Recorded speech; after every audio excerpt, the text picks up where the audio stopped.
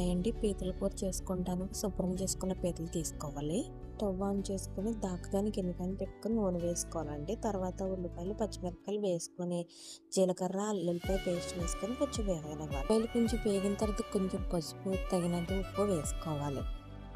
కొంచెం బాగా కలుపుకోవాలి. తర్వాత శుభ్రం చేసుకున్న పీతలు వేసుకొని బాగా కలుపుకోవాలండి. మూత వేసుకొని 10 నిమిషాలు మగ్గనివ్వాలి. చింతపండు రసం కొద్దిగా తీసుకోవాలి. తర్వాత మూత తీసుకొని పీతల్ని బాగా కలుపుకోవాలండి. తగినంత కారం తీసుకొని పీతలకి బాగా పట్టించి కలపాలండి. నిమిషాలు మగ్గిన తర్వాత మూత తీసుకొని కొద్దిగా చింతపండు రసం వేసుకోవాలండి. కొద్దిగా కరివేపాకు కొత్తిమీర వేసుకొని బాగా కలుపుకోవాలి. పీత కొవ్వు లేదా గుడ్లు అంటారు కదండి, వేసుకొని కలుపుకోవాలండి. చిన్న తిప్పుకుంటా ఒక 20 నిమిషాలు బాగా ఉడకనివ్వాలండి కూరని. కొంచెం దగ్గర పడ్డాక స్టవ్ ఆఫ్ చేసుకోవాలి. ఇప్పుడు వేడిగా కన్నా చల్లారక తింటే చాలా బాగుంటుంది.